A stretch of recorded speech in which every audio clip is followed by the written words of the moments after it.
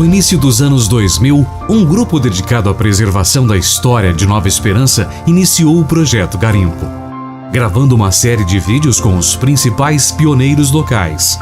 Foram produzidos mais de 50 vídeos, cada um destacando um aspecto único da história da cidade.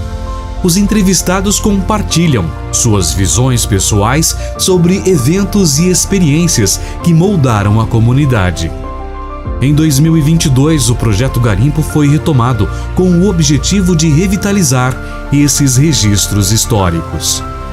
O intuito é não apenas melhorar a qualidade visual dos vídeos, mas também adicionar legendas para torná-los mais acessíveis e contemporâneos. Estes preciosos registros históricos abrangem cerca de 50 episódios, cada um oferecendo uma janela única para o passado, com um entrevistado diferente em cada capítulo. Hoje, embarcaremos em uma jornada fascinante pela história de nossa comunidade, descobrindo suas narrativas e experiências que moldaram nosso presente. Prepare-se para se encantar com as histórias reveladoras de Rosalina e Olimpo Gato.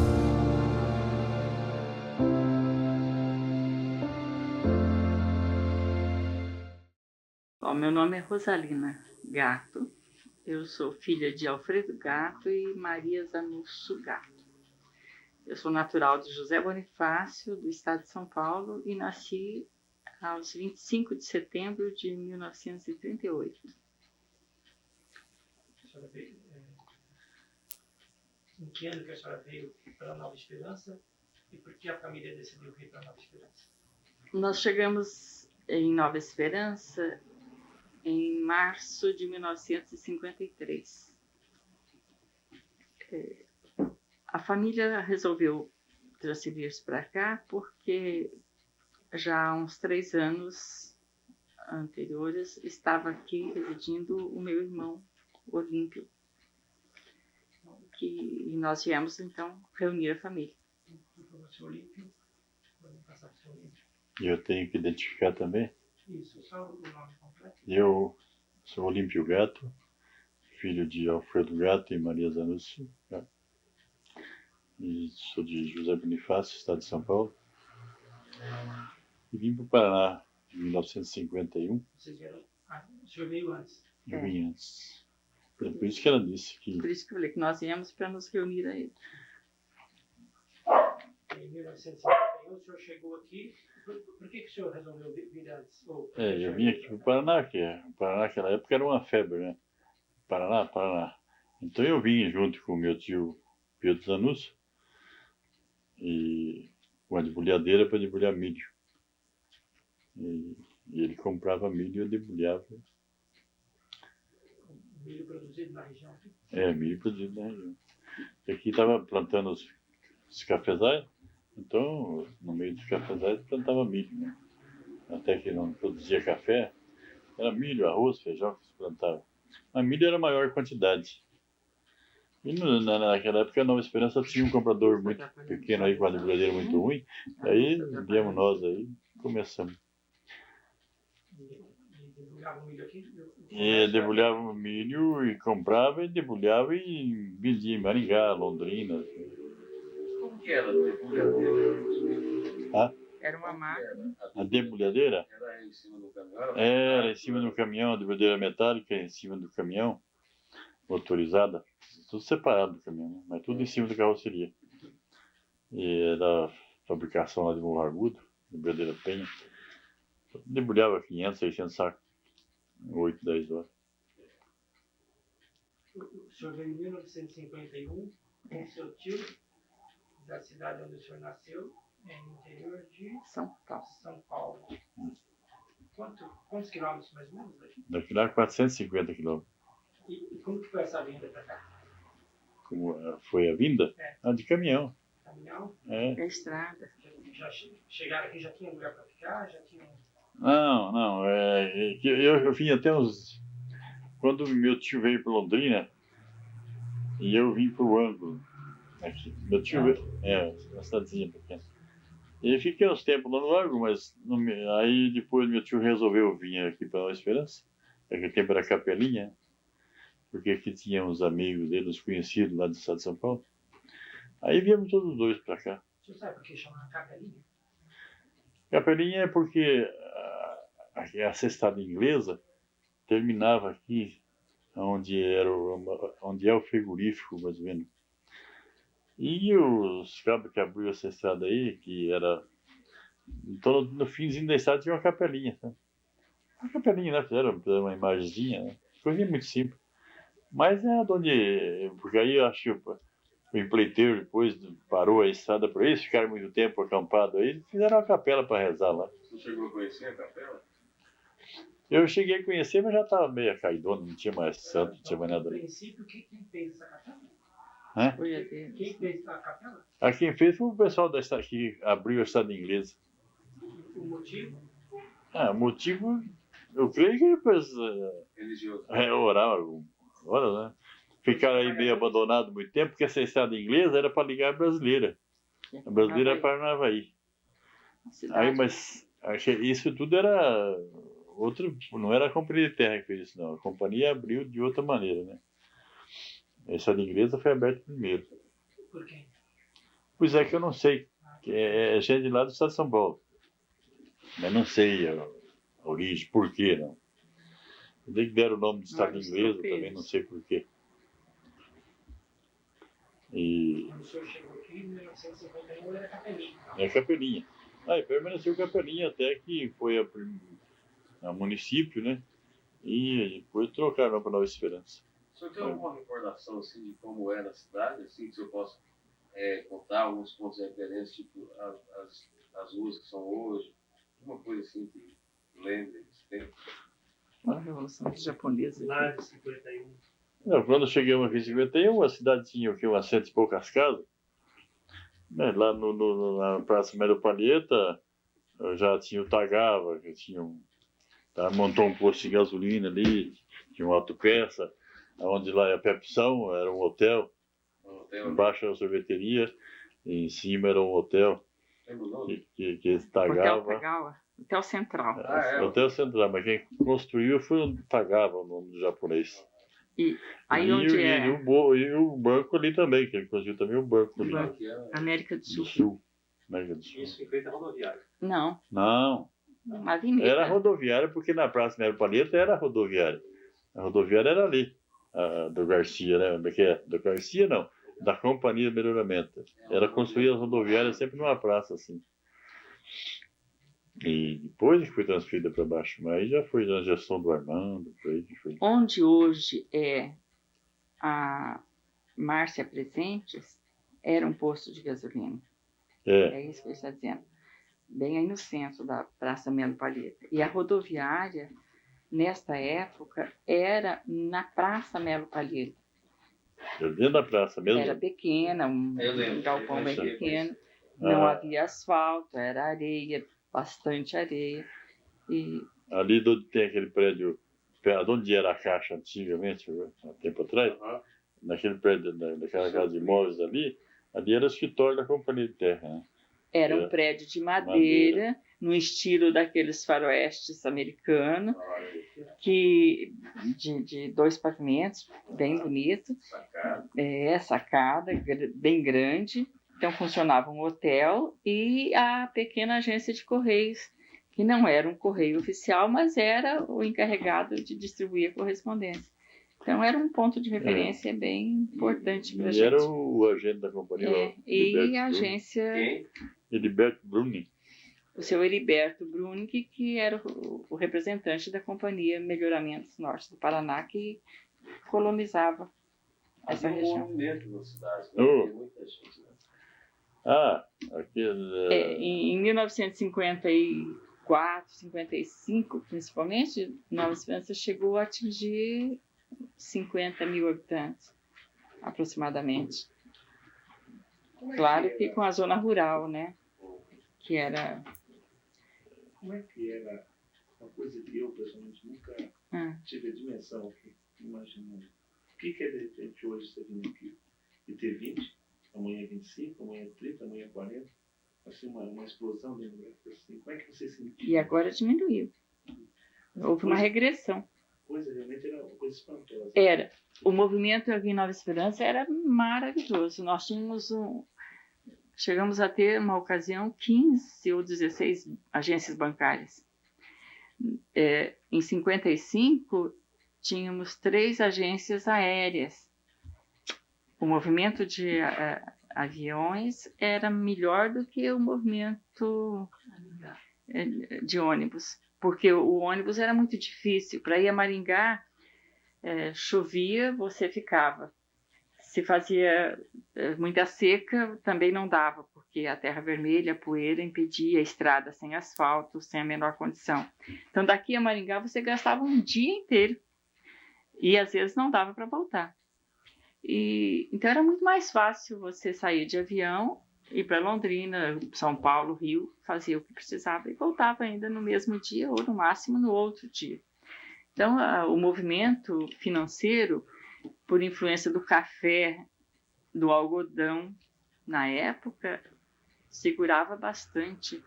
E a nossa população urbana tinha uma miscigenação muito grande, mas uma boa porcentagem carioca. Muitos cariocas. Tanto que o Banco do Brasil mesmo, no que foi instalado aqui, foi como que uma explosão de cariocas na cidade, que causou até um certo impacto, dados os costumes, né, praianos lá deles, com a nossa vida aqui, pois não. E o clima? O clima, eu acho que hoje está diferente. O clima na época era à noite bem suave, bem saudável, bem fresquinho. Se dormia, precisava mesmo de um agasalho. No período de março já começava o inverno, era bem frio, meados de março já estava frio e ia até bem para frente. Hoje não sei quais as razões, mas o clima está bem mudado, né? Deixa eu voltar só um pouquinho. Eu vi outro depoimento da senhora voltando para o que eu perguntei. Hoje, por exemplo, estou há 3 anos aqui. Eu consigo acompanhar a evolução da cidade. Eu sei quem está se mudando para cá, indo. Como é que, quando a senhora chegou aqui, o que era? Eu imagino a senhora acordar de manhã com mais 2.000 habitantes. Pois é. Como é que a senhora via isso? Como é que era o relacionamento? Como é que você conhecia essas pessoas? Como é que era o entrosamento? Esse fluxo de gente indo. Neste período, o movimento migratório, né, era muito grande. E era muito difícil você reconhecer todos os habitantes, porque a todo instante era mesmo assim como que despejado uma população de um dia para o outro. Era mesmo despejado, porque muitas vezes você amanhecia e no portão da sua casa estava aquele caminhão, um batalhão de pessoas vindo do Nordeste, procurando serviço nas lavouras de café, né? E aí a população só ia aumentando, então era difícil você reconhecer. Mas esse choque cultural existia. Sim, constante. Carioca, havia um choque cultural muito grande entre os nordestinos, entre todas as populações, porque tínhamos de tudo, né? A miscigenação racial aqui era... Tinha de catarinense, gaúcho, nortista, da Lagoa do Sergipe. Alemão, inglês, sabe, italiano, japonês. A influência japonesa, nesse período, também foi bastante grande. A Avenida Brasil tinha o nome de Avenida Caxangá, derivada do rio Caxangá, que vocês devem ter conhecimento. E havia aqui, bem perto, a Vila Japonesa. Era um reduto onde os japoneses que para cá se dirigiam se aglomeraram, e as construções, as casas deles eram todas no estilo japonês mesmo. Eles mantinham a tradição, a cultura, sabe? Então ficou a Vila Japonesa com todas as características, tanto que a escola, a igreja budista, o campo de beisebol, as festas folclóricas, era um reduto puramente japonês, com todas as características, as flores, a jardinagem das casas, bem característica.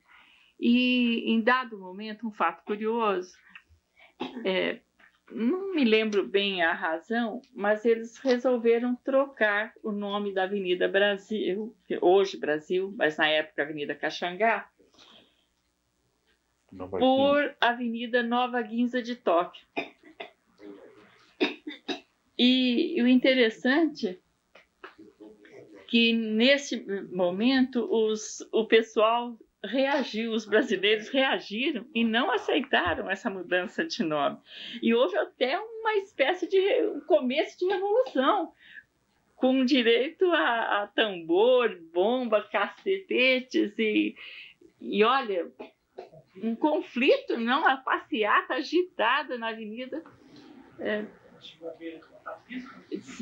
Quase. A polícia interveio e os ânimos se acalmaram, mas houve uma agitação. A senhora teve alguma posição com relação? Se eu tenho posição? Mas... A senhora teve uma posição na época? Eu era ainda bem jovem, né? Para mim aquilo tudo era festa. Mas eu queria que fosse nome brasileiro, imagina, né? Não concordava que era nome japonês. E por isso mesmo é que... Eu, no dia do conflito, né, tava viajando. Quando eu cheguei aqui, já... E mas daí... teve esse conflito, sim. Teve. Aí, até, depois aí, o prefeito José Silveira achou que o pessoal estaria meio... O prefeito doutor José Silveira da Teixeira Silveira. José Teixeira da Silveira. Aí ele achou que o pessoal ficou meio de lado dele, né? Estava meio afastado. Porque ele podia ser candidato, ele foi prefeito, deputado estadual e federal em pouco tempo.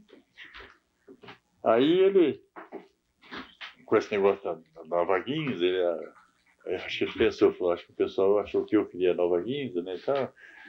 E talvez tenha sido melhor, porque os americanos podiam ter feito alguma coisa aí, né, depois não fizeram nada.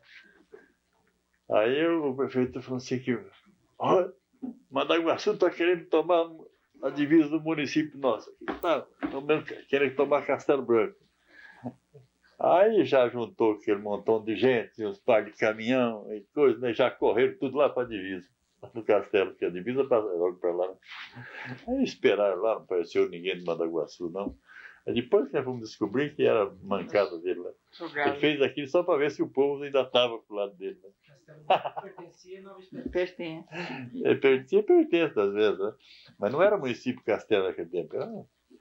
Mas ele, para ver se o povo ainda estava com ele, ele fez essa coisa aí. Aí carregamos um monte de caminhão, 4, 5 caminhões de gente, fomos para lá. Aqui em Mandaguaçu, tá querendo tomar. Era agitado e bom. Nessa você foi. Nessa eu fui. Pegou o cacete. Aí foi feita uma eleição entre uma pesquisa, né? Para ver que nome então se daria para a rua e como chegaram à conclusão de que então seria Avenida Brasil. Para não ficar nem para lá nem para cá. Não sei. Eu só queria voltar aqui, só para terminar o comigo. Fala. Só está falando da explosão demográfica. É isso? E uma outra coisa que eu gostaria de saber é o seguinte: hoje fica difícil saber, para quem chega, onde nasceu a cidade, como é que se desenvolveu. Por exemplo, Maringá foram 2 polos, Maringá Velha e Maringá Nova. Aqui, como é que foi? A principal entrada era onde? Era essa, a principal entrada seria essa. Porque as terras melhores estão nessa estrada.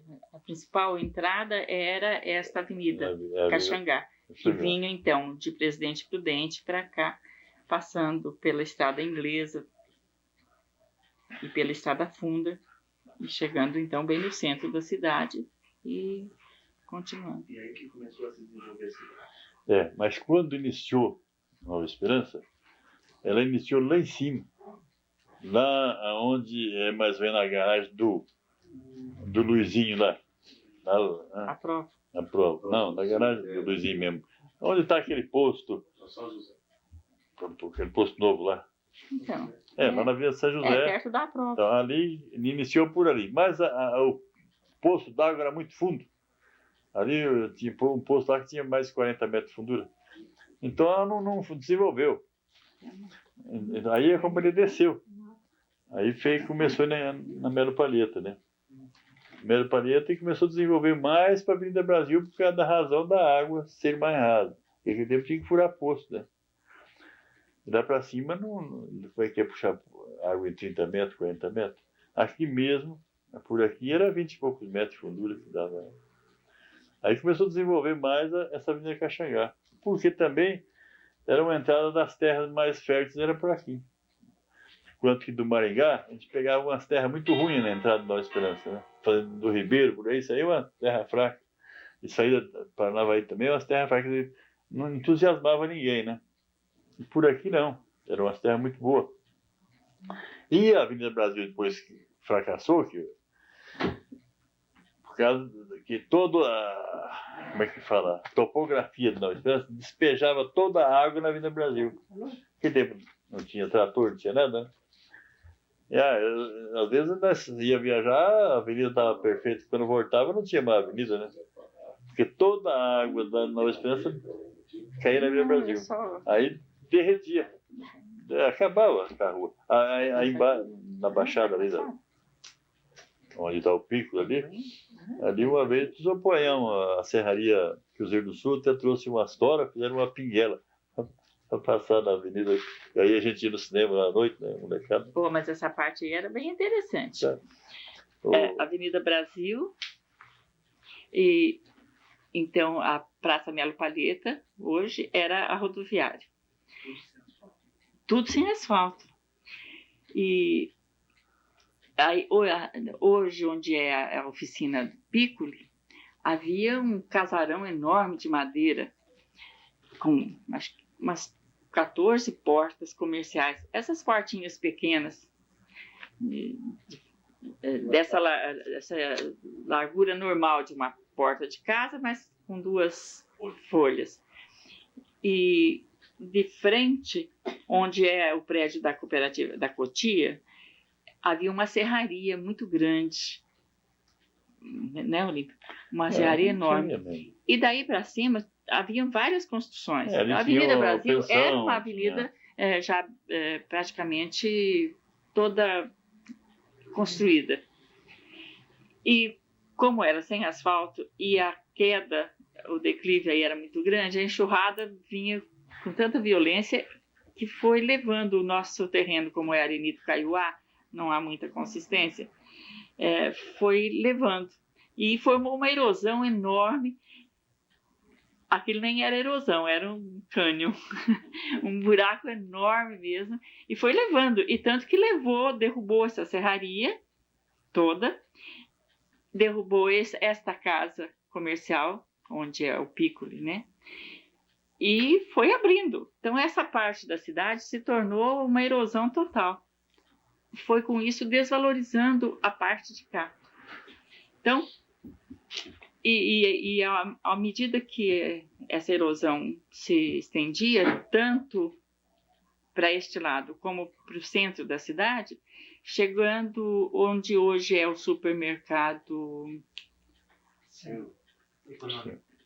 econômico, era um hotel, o Hotel Tóquio, e a erosão caminhava a ponto de quase demolir o próprio hotel. Tá? Mas para entrar no hotel tinha que pular, eles chamavam de pinguela, né? Porque é um buraco bem grande uma época. O combate a essa erosão foi um trabalho insano. Os primeiros prefeitos sofreram horrivelmente porque realmente não sobrava verba. Todo o dinheiro que entrava no município, e era bastante porque a produção, a movimentação era bem grande, mas ficou tudo enterrado porque o combate à erosão era o primordial e necessário, não tinha como escapar daquilo. E essa divisa que cortou a Avenida Brasil ao meio, por brincadeira, né, pejorativamente, então dividia a cidade e chamava então aqui Capelinha e lá Nova Esperança. Tá? Então, lado de baixo, aqui, lado de baixo ficou a Capelinha, porque foi o começo, e Nova Esperança. Então, lá era cidade, aqui não era, naquilo era uma vila, que era um bairro. Essa avenida estava mais completa de casa, do prédio, do que a outra. Ela tinha bastante comércio e tudo aí. Mas a topografia do terreno aqui, lá do cemitério, a água corria para cá. Toda a água da cidade escoava ali no Baixadão, aí onde é a borracharia do Alexandre. Ali é onde está a Baiana, ali agora, né? Ali eram os cerealistas Edmundo Pianoski e José Filhos. Muito Aí de frente ao Casente. E eu, então, um dia, a chuva, parei ali por causa da chuva, né? Fiquei ali dentro do armazém e um caminhão estacionado na porta do estabelecimento. A enxurrada foi comendo a rua e o caminhão foi descendo. Não sumiu o caminhão. Parece mentira o que eu estou falando, não é? O caminhão estacionado na porta do armazém ia carregar milho, ou algodão, não lembro mais, mas me parece que era milho. E a enxurrada é tanta que foi comendo a terra debaixo do caminhão, o caminhão foi descendo. Né? Ela sumiu, o caminhão ficou certo assim com o armazém. As rodas, né? Não, sumiu, o caminhão desceu total. A carroceria ficou reto assim com o armazém. Isso eu e o final. O Zigmundo morreu, né? E o Zé Filho também morreu? Não. Morreu. Mas se não morreu, tá. Morreu. Então, e o filho dele não, acho que era criança, não lembro disso, mas isso aí eu presenciei, assim. Eu falei, mas que desgraça, o caminhão tá sumindo. E o dono do caminhão tá lá junto com nós. Eu falei, eu vou fazer o quê? Quem que era o caminhão? Era o cara lá do sul que ia carregar milho aí. Aí depois ele saiu pra baixo, né? Porque lá de baixo ficou baixo. Depois, mais pra cima não saía mais, não. O caminhão. Não, era coisa de louco. Aí isso aí só foi solucionado em partes. Foi na gestão aí, nessa altura passou meu tio, o Pedro Zanussi foi prefeito e tal, né? O Palhano, o tio Pedro, aí o Armando que fez, o tio fez bastante barragem, bastante coisa também, o Palhano fez também as coisas dele, mas na gestão do Armando é que ele fez bastante barragem, bastante tubulações. Aí ele começou a pegar as águas lá do cemitério, tudo que analisou lá para, eles falavam Vila Garça, que tinha uma serraria Vila Garça, fez uma rede de tubo muito grande, aí que começou a solucionar esse negócio da erosão. Essa solução, antes disso, foi colocada uma ponte, como o senhor tinha começado a falar, né? Na ponte? Uma pinguela, não era ponte, não. Não era ponte, não, era uma só... pinguela, depois Duas Toras lá, a serraria puxou Duas Toras lá, depois lá pegou as tábuas em cima, assim, não passava, só passava a pé. A pé, era pinguela. A pé. Sabe o que é pinguela? Se passasse bêbado... À noite, não, bêbado caía. Não tinha luz, né? Nós não tínhamos luz. Energia naquele tempo, não, já mais pro fim havia um motorzinho. Na gestão do Pedro Zanussi, ele comprou um motor que fornecia energia até um certo período. Então, passava daquele horário, você não tinha, mas as ruas eram uns tomatinhos pendurados, né? Iluminação mínima. Quebrava o galho na casa. Esse motor é instalado aqui. Né? Mas 10 horas ele parava. Então, quem estava na rua depois das 10, quem estudava à noite, tinha que vir com uma velinha na mão, né? Então, para passar na pinguela segurando uma vela era triste. Hoje, descer lá embaixo era um medo danado, né? Não, porque até que ele não fez a pinguela, nós passávamos por dentro do buraco, né? Tinha uma escadinha assim, né? Descia na molecada, né? Moçada, nós descia e subia do outro lado, né? Todos que iam na escola, como os que iam ao cinema, né? A 14 de dezembro vocês não falaram até agora. A 14 de dezembro, a Avenida 14 de Dezembro, ela se desenvolveu bem depois. Quer dizer, ela tomou um impulso maior justamente por causa da erosão que cortou a Avenida 14, Avenida Brasil. Então, aí, Nova Esperança, né, tomou um impulso maior e a capelinha se desligou praticamente. E aí já começaram a perfurar poço artesiano? A água entrou lá em cima, não era mais problema. Que ainda tem o da irmã lá, né? Das irmãs, depois o colégio das irmãs tem poço artesiano. Mas tinha diversos, tinha um senhor aí que perfurou bastante, né? Ele vendia água ali. Aí acabou o problema. Por isso que aqui, fazendo erosão e lá em cima, problema de água. Mas resolveu o problema de água, foi para cima, né? Mas nós que éramos meio teimosos, ficamos por aqui mesmo. Não passamos para cima, não. Foi um período bem gostoso esse tempo, viu? Mas que era bom aquele tempo, era gente, né? Você falava, como é que fazia? Era tudo por gente boa. Na Esperança não tinha gente ruim, não. Forasteiro, era tudo forasteiro. É a mesma coisa que você vê esses filmes faroeste, aquele monte de gente, sim. Eu tenho a fotografia também em casa, tem um que tem lá no foto, Vê aquilo lá é mesmo. No meio da rua está o Elísio Franco, que era gerente do banco Você já tem do essa Estado foto. de São Paulo. E mais os outros lá. E aquelas carroças, jipe, caminhão, aquela confusão ali, tudo mal estacionado. Era aquilo mesmo. Não era, mas tudo gente boa aqui. Não Olha, tinha assalto, passou né? aqui muitos anos sem matar uma pessoa. Assim, brigou, matou. Não. Não tinha briga, Sempre foi não tinha assalto, Não, tinha... não. Porque no começo, mesmo sendo delegado, era do Finado Xavier. O Xavier era o bom, o meio delegado aí, né? Sei lá se ele era delegado, se não era, sei que. Era Mas, xerife. mas ele que punha a lei aí, né? Mas não brigava, o pessoal, não. Um tapa ali e tal, mas de bêbado, né? Mas falar assim, fulano bateu lá no outro, matou, não.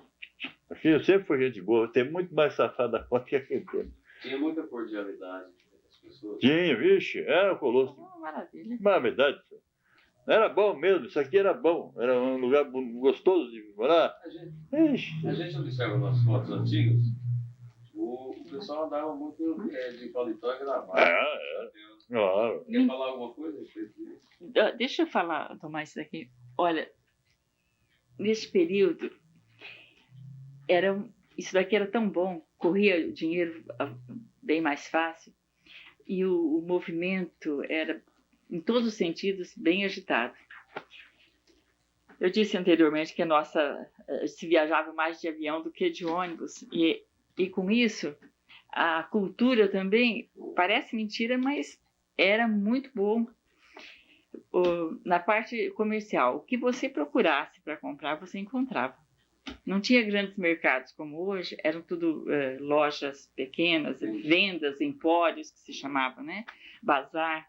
Mas artigos importados, que na época era assim um status, né? Você comprar alguma coisa importada, hoje já, né? Você encontrava em nossas cidades. Lançamentos de São Paulo, Rio, no máximo dentro de 15, 20 dias nós tínhamos aqui. Era muito bom para isso. E as festas também, eram festas assim de destaque, excelentes.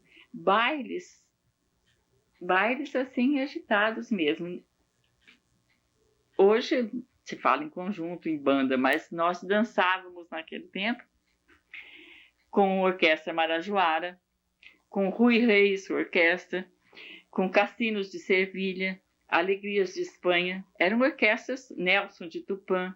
Eram orquestras famosas, orquestras, não eram bandas, tá? Então, bailes assim chiquérrimos, sim, todo mundo engravatado, tá? Nos trinques. Nós tínhamos clube de madeira, assim, tinha Nova Esperança. Do que, mas sim? Do que? Você tocava? Não, o que tocava? Tocava galinha. Tocava as músicas. Não, tinha clube, se eu me lembro bem, Rádio Teatro, Clube Rádio Teatro Nova Esperança, é isso? Que já não existe mais o prédio, mas era um prédio de madeira. Ficava na rua Vereador Jorge Fané. Não, José Gazola. Aqui embaixo. Aqui, na rua do Sena, mas vindo... Bom, para este lado, Isso mesmo. Hoje não tem nem sinal, mas era um prédio de madeira, por fora de tábuas assim simples, mas dentro ele era todo revestido de um madeiramento tipo forro, mas todo envernizado, com como é que eu vou dizer? Como é que chama aqueles... Mas não é segundo, não é aqueles salões dos filmes, sabe? Acho que tem muito. Como é que chama aquilo? Isso. Então, quem gostava de dançar ficava na parte embaixo. E em cima, mesas também, para quem preferia mais ouvir. Além disso, 2 vezes por semana, ou 3 às vezes, filmes, porque havia um estúdio já, que era cine, teatro e tudo no mesmo salão. Então lá se dançava, não lembro do dono dele. Pé de bicho. do dono eu não me lembro. O Mas nome ela do dono, o nome eu não sei, mas o nome dele era Pé de Bicho, que ele andava meio manco assim. Não, era um apelido. Não O falo. apelido dele era Pé de Bicho, Isso eu não me lembro. porque ele andava meio mancando, sabe? Quanto que ele foi um aventureiro? Ele veio aqui do nada e foi embora. Não conheci, não posso te dar nenhuma informação dele. Só Não, é assim, a maioria Eu não lembro dos quem que não era o morreram nome. desapareceram. Mas era muito bonito o prédio. Pena que não tem nenhuma Aqui foto. dos velhos mesmo, Um das cortinado, pessoas mais chique. antigas, aqui tem nós, o meu tio Pedro, o João Ferrarinho, o antigo Livato que morreu outro dia, o Pedro Manzotti, o Nildo Vicentino, esse rapaz aí. É, por isso que Pedro com Manzotti. a história É dos pouca gente. aviões, a mulherada se vestia diretamente do Rio. Entende? Então a moda acompanhava, sim. Não, homem. Não tinha televisão como hoje que nos traz a moda no ato, mas nós não, Tinha né? revista? Eles, sim, Só tinha. lembro de nomes. O Cruzeiro, Manchete, eram grandes revistas. Cruzeiro, O Cruzeiro e todo a Manchete mundo eram grandes comprava. revistas que circulavam na E época. todo mundo comprava Cruzeiro. E quem eram os astros da época?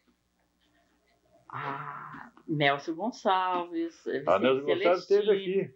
Teve. Então, na época, os Quando cantores né, de uma destaque época lá eram ele ficou Nelson doente lá, Gonçalves, bebeu muita Vicente cachaça, né? Celestino. Quase morreu. Aí quando ele estava se reabilitando, ele esteve aqui no Cineminha Velho lá, que é onde é a loja econômica agora, mas não de material, era um prédio de tábua lá.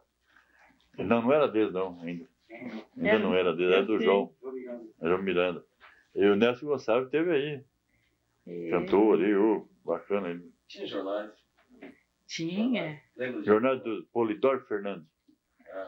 Mas tinha alguns jornais de fora. De fora, mais que atuava naquela época era o Estadão. Estadão. Ele era tocador de Nova Esperança. Era o tocador? O que ele Era tocava? tocador. O que ele tocava, mamãe? A saxofone, não sei. Eu Só tocava fora? dele. Não adorava nada. Aí ele perdeu. Não, mas aquele tempo era mais. O pessoal ia à igreja tudo engravatado, terno de linho e qualquer festinha ia de terno de linho, terno de gazimira, né? É linho branco, não é linho daquele 120, né? Que... Senhor Olímpio, voltando um pouco para as festas, a vestimenta, como era o comportamento dentro dessa festa, na hora da abordagem, para tirar para dançar? Como que era isso? Não deu porque eu não dançava. E não danço até hoje? Mas como que era a coisa? Não sei Ele não. não participava. Não participava, não. Não. Era muito... A senhora gostava de baile? Eu era jovem, né? Estudante, participava necessariamente. Era bem diferente. A abordagem era muito diferente de hoje, né? Mais cavalheiresco, mais romântico, mais delicado. Eu acho que, bom, vamos chamar de velho, né? Com razão. Mas era assim, mais respeitoso, me parece. Porque o rapaz, para se dirigir a convidar a dama para a dança, ele tinha que estar decentemente vestido, limpo, porque se ele estivesse mal trajado ou com um cheirinho, né, mais acentuado, ele sabia que seria rejeitado, porque as meninas iam como princesas, sabe? Era esmerado. Não se dançava mesmo, então. Não mesmo. Bêbado não entrava nos bailes, era retido na porta. E muitas vezes até já avisava antes, não entrava sem paletó, ou às vezes nem sem gravata, né? Porque tinha que ter um comportamento decente, era vigiado, havia sempre alguém de olho. Então, chapéu, mas não para dançar. Podia-se usar chapéu, mas para dança, evidente que era tirado, né? Então era com licença, me permite uma dança, aceita, né? Com uma certa gentileza, assim, era bonito. Cafeira Paranaguá. Isoeste. É 2 ou 3 pavimentos ali. Ali muitas vezes foi feito. Essa história recomeça essa história de novo. Que não vai sair de muita coisa para fazer. Eu já até esqueci como é que comecei. Você perguntou o quê, Paulo? Que não precisa ter um clube, qualquer lugar. Sim, é. É só um pouquinho só. Porque se não tivesse um clube no momento, ou tivesse qualquer coisa lá, que era clube, cinema e tudo, então eles dançavam em outro lugar. a cafeeira lá, eles já limpavam a cafeeira e virava um clube, né? É uma época fora de safra, claro, né? Porque na safra do café, o dono da cafeeira não ia aceitar, né? Mas lá, por exemplo, o Elísio Franco, que era um gerente de banco e era dono da cafeeira também, já que limpava tudo aquilo lá e virava um clube de dança lá, e aí vinham essas orquestras famosas, que povão. Tem uns cantores que até hoje cantam, dos velhos, como é que chama aquele cara da cabeça meia branca? Ele teve aí em baile de saudade, aquela coisa toda. Não. Francisco Petrone. Isso, Petrone. Então, e não tinha esse negócio de extensão de classe nem de muito luxo, mas luxo lá no traje deles, né? Mas o ambiente não dá aqui, dá lá, né? Pronto. E tá tudo bonito. Ixi. Aí depois mais pra frente que fizeram o Campestre, né? Aí já foi mudando, né? É mesmo o filme de Resfarveste. A economia naquela época girava tudo em torno mais do café, né? Já em 58, 60, por aí. Que em 55 deu uma geada, né? Que queimou todo o cafezal. Até ele rebrotar de novo, tornar a produzir. E, na verdade, eu acho que até o pessoal não saiu bem, não. Os plantadores de café colheram muito café, mas não teve bom resultado, não. E o comércio de café era muito grande, né? A produção foi muito grande. A bebida do nosso café era muito boa. Aqui não tinha bebida macaco, riado, né? Sempre de mole, duro, né? Para ser comercializado era muito fácil. Mas produziu-se café aqui, coisa de louco. Tinha 11 cafeiras e beneficiava dia e noite sem parar. Só que acabou não dando lucro. Para o fazendeiro não deu. O movimento era coisa de louco, né? Eu tinha 11 cafeiras e 12, 13, 14 bancos, sei lá, tinha banco para diabo aí. Corria o dinheiro amoado, né? Coisa de louco. Mas os fazendeiros, os situantes, não saíram bem, não. Os empreiteiros saíram. Quem formou o café, os primeiros cafés, vamos dizer que ele formava o café por 4 anos, a colheita toda dele, né? Então, nessa época, o café valia mais dinheiro. E ele vendeu por um preço mais remunerado e comprou sítio, outro lugar e coisa. E os fazendeiros não saíram muito bem, não, porque quando pegaram o café, já o preço caiu. Até tinha subprodução no Brasil todo, no mundo todo, né? Aqui teve não lembro a data, mas o exército esteve aqui e queimou ali onde é a rodovia, hoje aí, para lá do São Rizal um pouquinho, aquela baixada ali, o exército queimou aí, não sei quantas mil sacas de café. Queimou. Por quê? Porque superprodução. Tinha café demais no Brasil, então, em diversos lugares eles iam, compravam o café, que é café mais baixo, e queimavam, para poder dar preço. 50? Né? Era 60 e tanto, não lembro certo, não. Já época da ditadura, não? 64? Não lembro não, né? Acho que não. Eu só lembro do exército que veio aí e queimou esses cafés, eles queriam que eu pegasse a puxar o café, eu não quis, porque eu fazia parte de uma associação de motoristas, mas esse serviço eu não quis nem pegar, porque tinha tanto que se fazer. Acho que foi antes de 64. E como vocês aqui, o seu Alfredo, ele sempre abriu aqui, sempre com cerealista, como é que é? Já que chegou aqui, não. Não. Eu tive aqui no começo de Bulhando do Milho, de sociedade com meu tio Pedro. Mas depois, aí quando vieram eles, já que chegaram aí, aí uns tempos que abriu um armazenzinho de cereais mais aí para frente, e depois mudou para cá. Então, quando o Olímpio veio para cá em 1951, ele, junto com meu tio, eles trabalhavam debulhando milho na lavoura. Mas logo em seguida, nós começamos a comprar, sim, pequena quantidade de milho, amendoim, arroz, até feijão, sim, em pequena quantidade. Começamos com isso, sim. Nos 2 primeiros anos, não.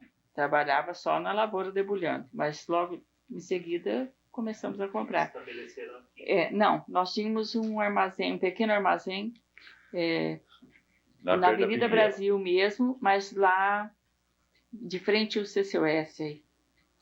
Na esquina, aquela casinha de tábua que está lá caindo. E depois, então, aqui transferimos para cá. E continuamos até então. E a chegada do bicho da seda? Não sei como é.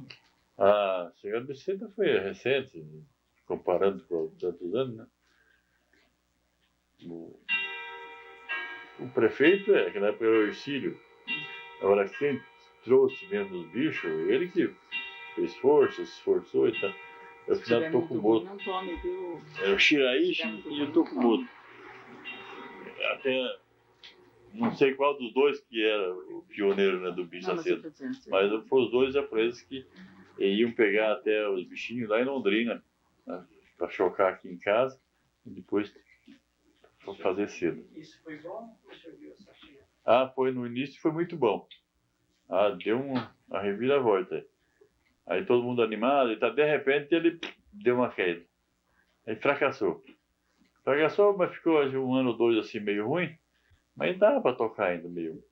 Daí ele reativou de novo. Aí começou aquela coisa de todo mundo montar barracão de cedo de coisa, porque dava um dinheiro bom. Hoje virou droga, né? Não dá mais nada. Né? Ana Rosalina, entrando um pouco, a senhora lembra, quando a senhora chegou aqui já havia escolas? Quando nós chegamos aqui, havia apenas 2 salas de aula de madeira. Não era nem grupo escolar, era uma escola onde hoje o antigo prédio do fórum, não o novo, o antigo. Mas também não era o prédio do fórum, não, era uma casa de madeira. Era 2 salas de madeira em cima de 4 tocos, sabe? No terreno onde é o antigo fórum. Quer dizer, vai ser o corpo de bombeiro.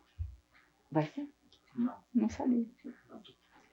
Bom, e depois, então, à medida que com a explosão demográfica, né, com a chegada de tanta gente de um dia para o outro, multiplicava o número de habitantes, foi necessário construir. Então foram se construindo mais salas, emendando salas de madeira, emendando. Então ficou aquele corredor enorme. E ali nós funcionávamos. A senhora começou a dar aula em que? Eu comecei a trabalhar com o 2º ano primário em 1956, pela prefeitura. Nessa escola. Com 2 salas. À medida que foi aumentando a população, foi também aumentando o prédio da escola e já não comportava mais, então nós usávamos também prédios de sociedades, como um dos clubes que havia. Nós ocupávamos o prédio com aula, alguns salões de igreja. Qual clube que é? Como chamava? O clube do Dario lá. Pois é, não lembro o nome dele. É a dono de QV? Onde é a sociedade, associação comercial hoje, mas como era o clube... Hoje é a associação comercial, mas era o clube, Capelinha, né? Não lembro o nome do clube. Não lembro. Quem que a senhora se lembra que dava aula junto com a senhora? Os professores, diretores, escultura. Nós tivemos, uma das primeiras professoras era a professora Bela, já não sei nem o paradeiro dela. Também não sei o nome completo, sei que era a professora Bela. Depois nós tivemos a professora e também diretora Nélida Sampaio Reitman. Era uma catarinense jovem, bem bonita, bem disposta, e o esposo dela também era um senhor bem disposto. Ela foi diretora um bom tempo. Depois de Dona Nélida, nós tivemos a Nair Gouveia. Depois da Nair Gouveia como diretora, nós tivemos a Tristão. Como era o nome da Tristão? Tem a memória fada, né? A escola tinha algum nome? Nova Esperança. Escola de Nova Esperança. Escola primária de Nova Esperança. A senhora se referiu a diretoras, né? É. E professores. Então, não, e essa última diretora era Palmira Tristão, me lembrei. E professoras, nós tínhamos na época a dona Lourdina Santos Leite, grande professora, Julieta Rigonato, hoje a mãe do vice-prefeito, né? Tinha a Zulmira Cavalari, que começou junto comigo, minha cunhada, a Dionísia Pérez Zanusso, que é a esposa do deputado Basílio Zanusso.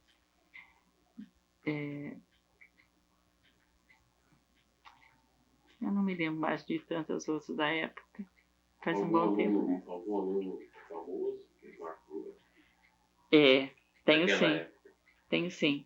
Um dos primeiros alunos e que eu tenho assim, ainda muito carinho por ele é o Dr. Mohamed Hussein Abdallah e o Dr. Ali Abdallah. Tem também o José... Como é o nome do irmão do Chula? Como é o nome? José Cândido Ribeiro Júnior. O Júnior, José Cândido Ribeiro Júnior. São alunos que se destacaram bastante, né? Tanto que são médicos aí em atividade que deram bastante alegria. E depois vieram tantos outros em outras épocas, né? O Mauro, o Lúcio, o Paulão, a Maurinho e outros aí. Mas esses já são mais recentes, aí já de outro outra Maurício Catamuro. Sim. Sim, tem mas meu aluno não foi. Não foi. O Catamuro não foi. E como que era dar aula nessa época? Bom, dificuldades, né? Por várias razões. Primeiro, porque ninguém era professora com habilitação, né? Eu mesmo tinha, na época, 16 anos e eu tinha apenas o curso primário. Felizmente, um bom curso primário, né? E só depois depois de uns... Em 57... que foi instalado, me parece, o primeiro curso ginasial, que não era bem um ginasial, mas era a Escola Normal Regional João Batista Brandão, que dava formação correspondente ao ginásio e também uma parte profissionalizante do magistério. Então, aí começaram a surgir as primeiras professoras habilitadas, né? Foi um trabalho, assim... Bom, eu sou uma delas. Eu fiz esse curso. Depois fiz o curso normal secundário, depois faculdade, né? Mas aí já veio. Mas nessa época, assim... Então, quase que todas as professoras desse período necessariamente cursavam porque era a única escola que nós tínhamos aqui e se aproveitava do que tinha, né? A aula era de manhã? Nesse período em que eu me refiro, nós lecionávamos pela manhã e estudávamos à noite. Ou lecionava à tarde e estudava à noite. O curso era noturno. Já havia luz elétrica? Não.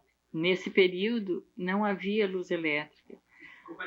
Durante um período, certo, até 9 ou 10 horas da noite, havia um motor que proporcionava uma certa energia, deficiente, mas dava para quebrar um galho.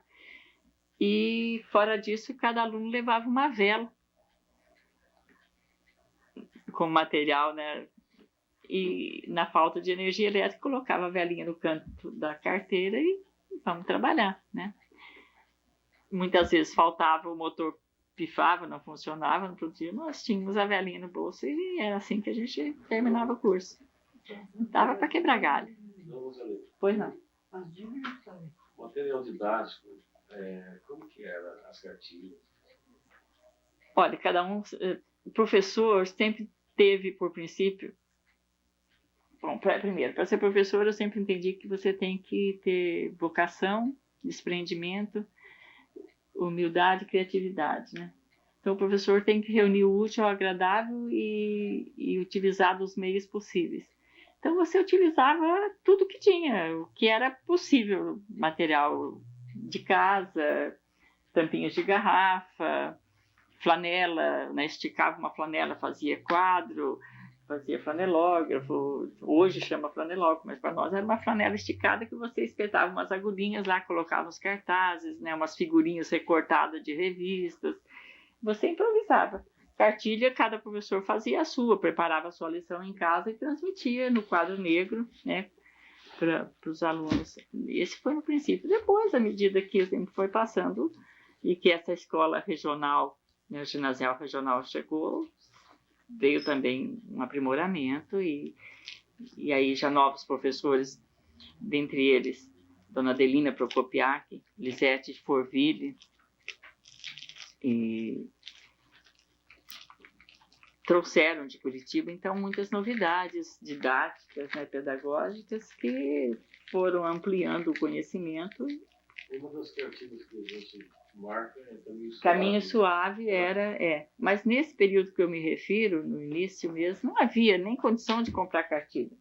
Cada professor tinha que montar a sua, improvisar e trabalhar com o recurso que tinha. Muitas vezes nem carteira, nem cadeira e nem cadernos. Então, os alunos sentavam no chão, escreviam no chão, e caderno se fazia com qualquer papel que aparecesse, qualquer folha que fosse possível escrever, recortava pedaços de papel bom, de revistas, de jornal que tinha, porque a situação era precária. Mas o município não dispunha. Nesse período, o município não fornecia praticamente nada, e nem havia Secretaria de Educação, nem havia recurso para isso. À medida que foi desenvolvendo e que com a chegada desta escola, então, é que realmente... No princípio, vocês eram remunerados pela prefeitura? Sim. Neste período que eu me refiro, todos os professores eram remunerados pela prefeitura. Precariamente, mas valia. Esse colégio que veio, que seria a Escola Normal Regional, ficava onde? Essa Escola Normal Regional foi instalada aqui, acho que em 56 ou 57, não me lembro bem, era estadual, mantida então pelo governo do estado, com recursos do estado, auxiliado pela prefeitura, e funcionava num prédio onde hoje é o Colégio São Vicente de Paulo. Na época, era um prédio reaproveitado de madeira, que foi construído para ser uma Santa Casa de Misericórdia. Estava até mobiliado para ser Santa Casa, mas acho que a necessidade de escola era maior e as condições financeiras para manter a Santa Casa eram menores.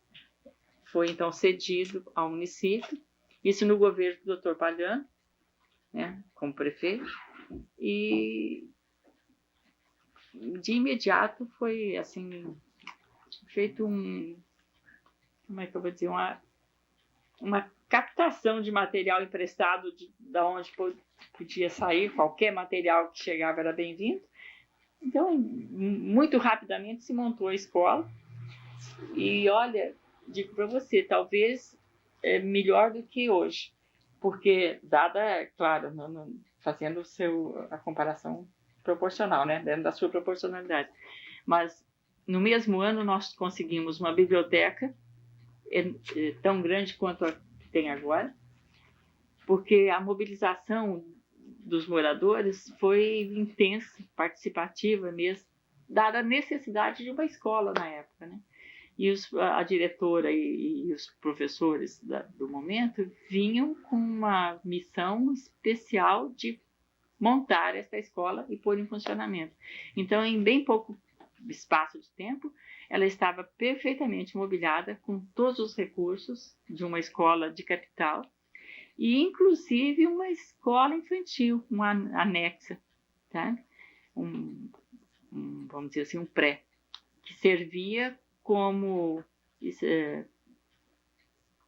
escola modelo para os alunos que eram estagiários, então, da escola no período em que se profissionalizava, né? Que recebia as instruções profissionais. Falando um pouco em conteúdo e nesse esforço de qualidade, a senhora destacou no começo que a senhora, graças a Deus, fez um bom primário. Muito bom. Qual é a diferença?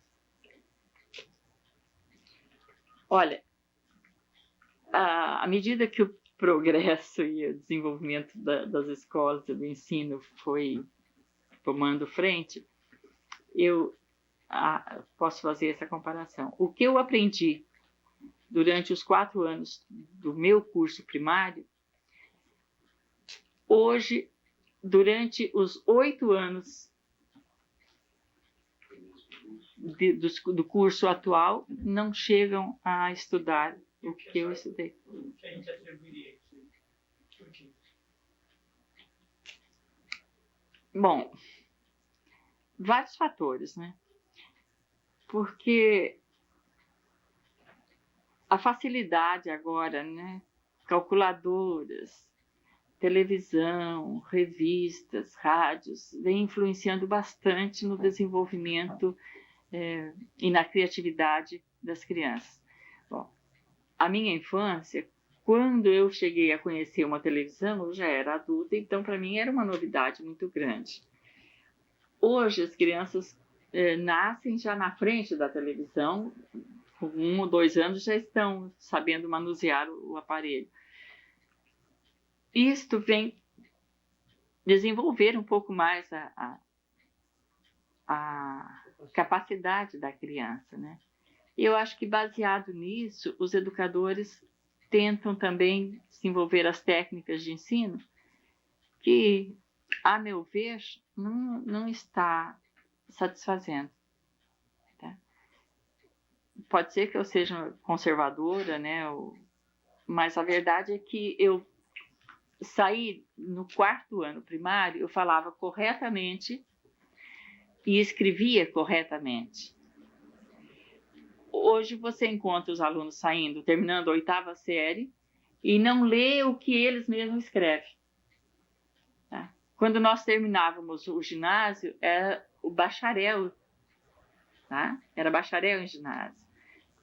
Hoje você termina a 8ª série, que corresponde ao ginásio de antes, e você se põe para fazer um concurso, não tem condição de fazer.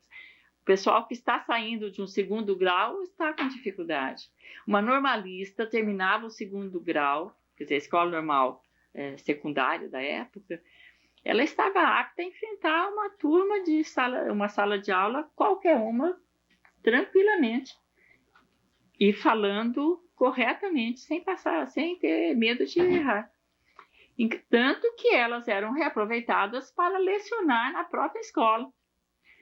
Hoje você encontra normalistas que não têm coragem de enfrentar um concurso público porque realmente não estão preparados, capacitados para isso. Então, você encontra aí sendo caixa de supermercado, né, ou balconista, ou qualquer outra coisa, menos uma sala de aula, porque eu acho que o ensino não está correspondendo à necessidade.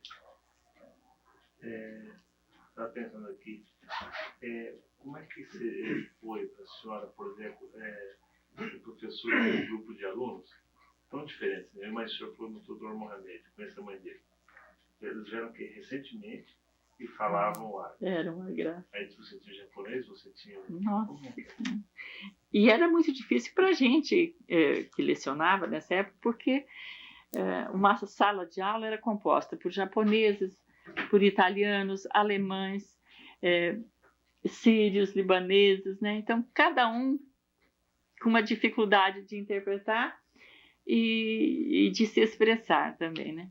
Era a primeira língua deles? Era a própria. Eles vinham falando o que falava em casa. Então, era muito difícil, muito difícil. Até para nós, professores, ler o nome, né? Para chamar os alunos, olha, realmente tinha que fazer um treinamento de língua para, principalmente os japoneses, que a maior quantidade eram japoneses. Não, né? E eles estudavam japonês. Tinha escola japonesa. Isso, é o que eu disse. Tinha escola japonesa Então que ele eles tinha não ali tinham opção. assistia aula japonês e aula português, né? Aí, quer dizer, para a professora ensinar esse menino aí, como é que fazia, né? Dona Rosalina, eu queria citar 2 termos que estão em desuso e que a senhora falasse alguma coisa, por gentileza.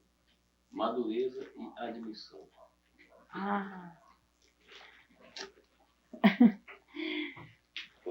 Olha.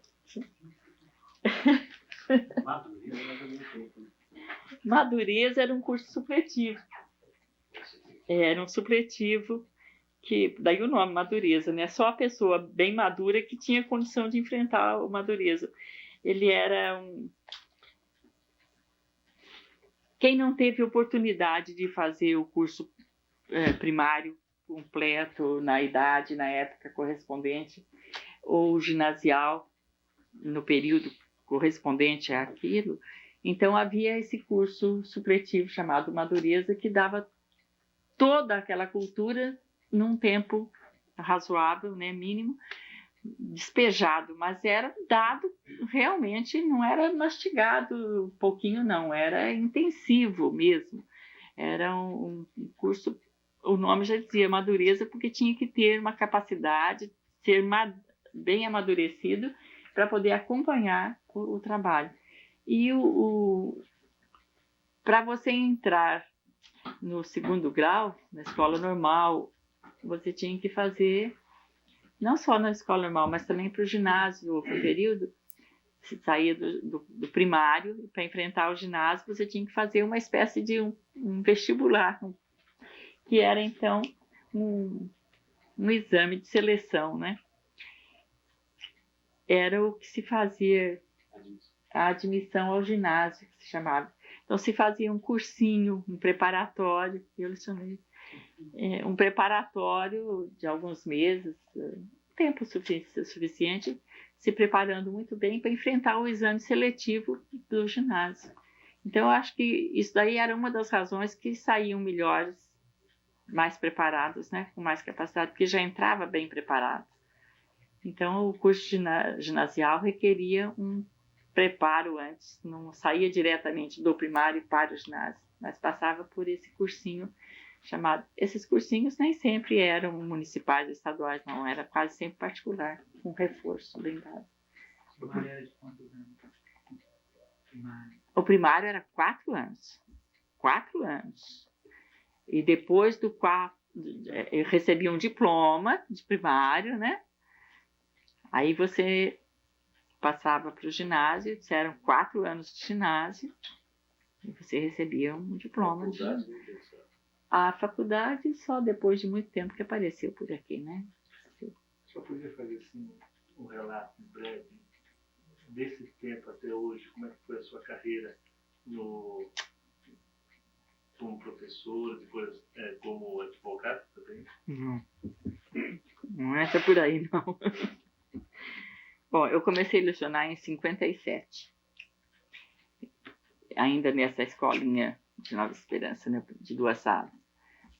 O prefeito, na época, era o doutor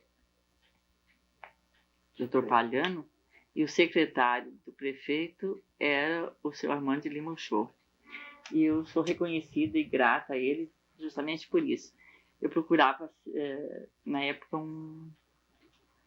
logo que eu cheguei em Nova Esperança, deixa eu fazer um retrospecto, eu fui trabalhar como caixa e escriturária de uma máquina de café, que na época, né, era o fraco. Depois eu trabalhei também como caixa das lojas Casas Pernambucanas. E eu sempre digo que a Pernambucana foi uma das melhores escolas que eu tive, porque aprendi economia, comportamento, relacionamento. Foi uma grande escola. E só então, a partir daí é que eu comecei a pensar, eu queria um serviço que me desse estabilidade, que eu pudesse, mesmo que ganhasse menos, mas que eu tivesse garantia de serviço. Foi então que alguém falou, por que você não vai lecionar? Você fala tão bem e escreve tão bem. Hoje não. Imagina, eu não tenho condição de ser professora, né?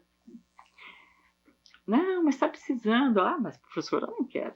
Mas eu precisava ganhar, né? A vida estava tão difícil, eu precisava de um emprego. Eu fui até a escola, a diretora era Palmira Tristão, pedi um serviço de zeladora da escola. Aí, conversando, ela disse, não, mas você podia muito bem trabalhar numa sala de aula, porque a condição, né? Mas eu não posso, dona Palmira, eu não sou professora. Porque eu vim de José Bonifácio e os professores lá eram normalistas, né? Então, o meu conceito era outro. Ela disse, não, mas você está precisando, você podia enfrentar. Olha, leva esse bilhetinho lá na prefeitura que vão resolver teu caso. E eu fui falar com o seu Armando. E imediatamente ele falou assim, faz um requerimento aqui, vem cá. E ele mesmo fez o requerimento, eu só assinei pedindo. E imediatamente eu fui admitida e comecei a trabalhar como professora. E lecionei um bom tempo. Depois o serviço eleitoral na cidade crescia bastante, né? A qualificação eleitoral, a instalação de comarca, né? Havia necessidade de funcionários, então, para o cartório eleitoral e eu fui requisitada para o serviço eleitoral.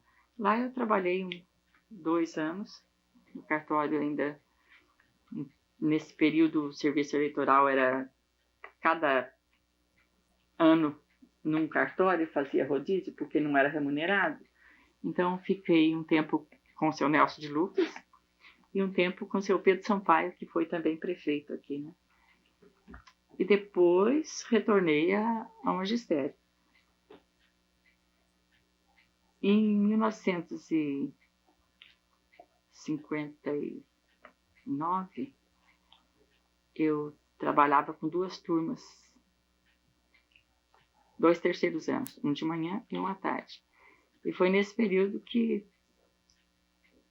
até me lembro bem que eu estava dando aula para a turma do Dr. Mohamed. Era uma turma masculina terrível, que os alunos mais agitados da escola estavam nessa turma, que ninguém queria, todo mundo... Então a professora tentando, a diretora, na época era Nadir Escupulha, tentando acomodar a situação, ia selecionando. E a professora, que tinha um pouco mais de jeito, é que levava a carga mais pesada, né? Então eu tinha lá Mohamed, Ali, o Chico Ganazin, né? O José Cândido Ribeiro e outros que já, né, o tempo apaga da gente. E em dado momento me chamaram na diretoria e eu fui atender e disseram, a partir de agora a senhora é diretora. Eu quase tive um treco, né? Mas o que eu vou fazer aqui como diretora? Gente, pelo amor de Deus, eu só sei trabalhar com segundo e terceiro ano, nada mais. Não, a partir de agora você vai ser diretora, porque política intervia demais, então não tinha uma carreira profissional. Era conforme o prefeito queria, você ficava, o chefe político comandava, né? E a gente era um joguete na mão deles, essa é a verdade. Bom, o grupo escolar era na Rita de Cássia. A partir daí, essa escola, que antes era Escola de Nova Esperança, passou a ser grupo escolar na Rita de Cássia. Que eu fui escolhida diretora neste local, onde funciona a COR. Mas esta escola, depois disso, ela perdeu o nome de Ana Rita, passou a ser um complexo do Costa Monteiro e só agora retornou como municipal Ana Rita de Cássia. Na época, era bem confuso isso daí. E aí eu fiquei como diretora 6 anos nessa escola. Ela era, nesse período, o prédio estava em construção. Então, carteiras era o mínimo possível. As paredes ainda não estavam nem rebocadas, não tinha nem reboco. Banheiros nem se fala. Havia só o esqueleto do prédio e, como esse prédio de madeira estava caindo, uma das formas que o seu Armando encontrou para fazer levantar mais rápido possível essa escola foi mudando para lá, assim, mesmo inacabado o prédio, porque senão não acabaria nunca mais mesmo, né? A influência política era terrível. Então nós mudamos para lá, assim, só tinha cobertura e esqueleto, nada mais. Vidros não tinha, porta não tinha, banheiro não tinha, água não tinha, era muro, não tinha nada. Mas havia 1.400 alunos. Funcionava em 3 turnos diurnos. 3 períodos, das 8 às 11, das 11 às 2, das 2 às 5. E mais o período noturno, que era alfabetização de adultos. Então, era um prédio super utilizado, né, e um trabalho intensivo. Neste período, eu ganhava bastante. Eu ganhava R$50. Ou 50 cruzeiros, né, na época. Era cruzeiros só, 50 cruzeiros. Era o que eu ganhava para os 4 períodos de trabalho. E depois, novamente por influência política, eu deixei a direção, da mesma forma que eu entrei e vou sair, e vim trabalhar na escola Cônego Francisco Xavier Peregrina Lopes, como professora. Fiquei aí mais 4 anos. Depois eu fui transferida para a inspetoria como auxiliar de inspetores. Depois eu fui inspetora de 1º grau. Depois eu fui para o Colégio São Vicente de Paulo como professora e como auxiliar de direção. E depois eu passei a ser só professora e orientadora educacional. E terminei minha carreira como orientadora educacional no Colégio São Vicente de Paulo. Agora, o que se lecionava na época era o que tinha para lecionar. Né? Não perguntava se você tinha capacidade ou não. Olha, tem estas aulas, você vai lecionar isso daí e se vira, entende? Então você tinha que ser não era só polivalente, era multipolivalente, porque você tinha que se desdobrar num estudo, pesquisas e fazer valer a tua... Né? Então, eu só não lecionei inglês, porque até hoje eu não sei nada mesmo, né? Sou analfabeta em inglês. E não lecionei... Sobreviveu. Olha, sobrevivi, sim. É bem a qualidade. Eu não lecionei línguas nenhuma. Não, português... Sim, mas do resto que tinha, acho que eu passei por tudo. Português, matemática, desenho, meu Deus do céu, lecionar desenho geométrico, música, Paulo. Música. Olha, eu nunca tive formação nenhuma dessas coisas, mas estudava e tinha que dar conta do recado. Na parte do magistério, então, eu estudei muito tempo na escola normal, psicologia, sociologia,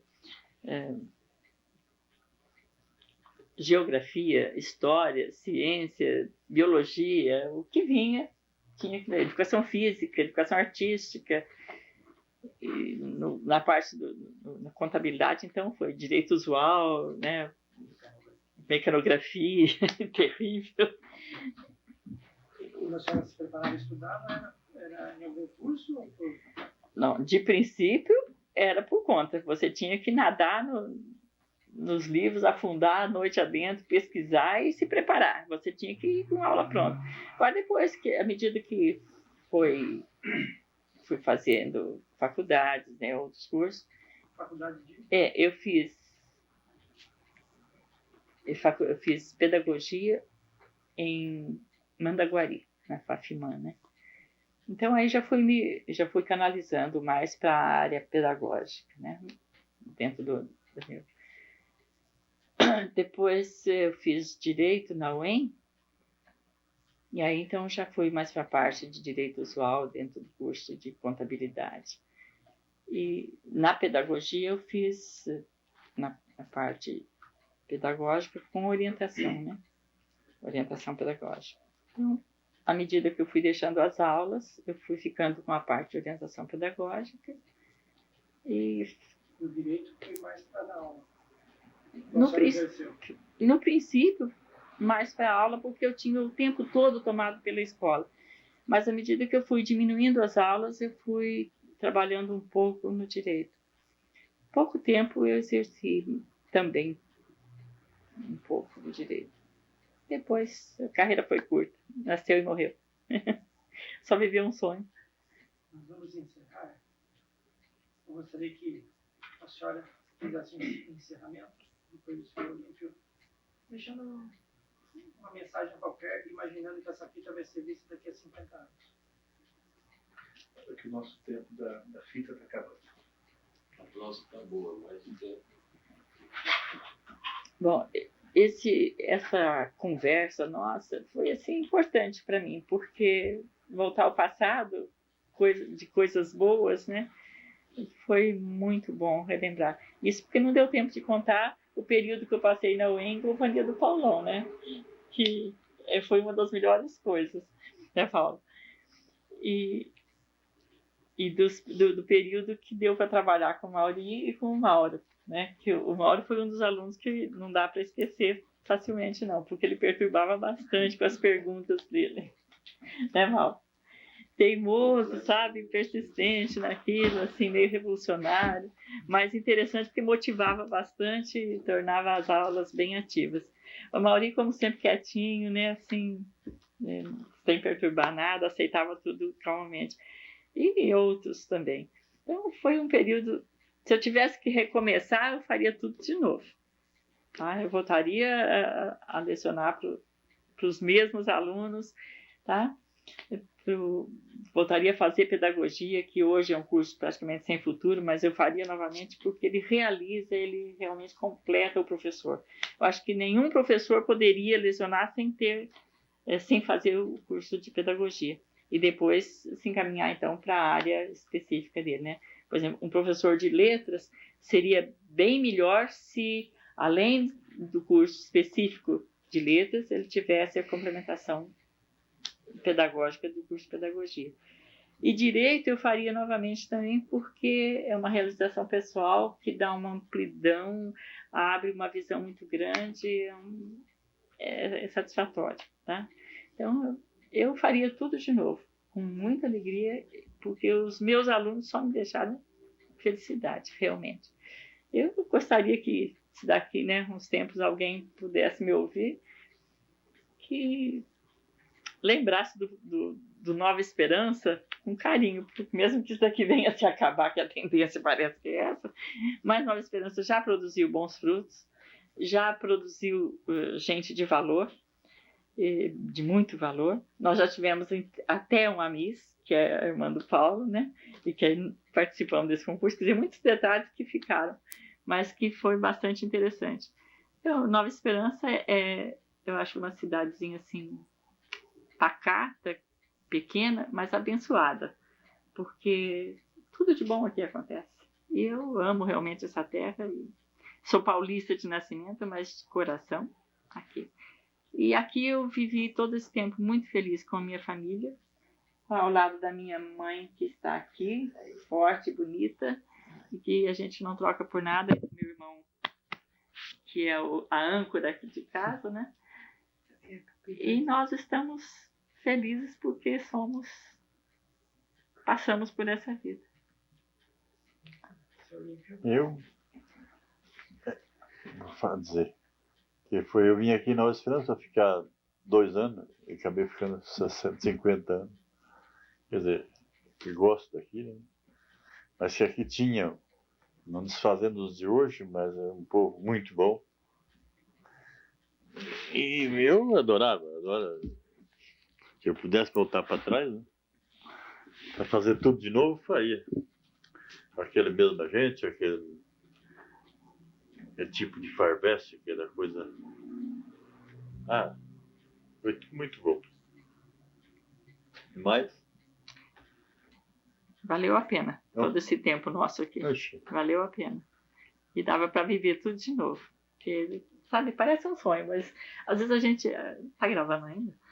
Às vezes a gente lembra disso tudo assim com uma saudade grande, sabe? Que bom era aquele tempo, como era alegre. Talvez pela idade, né?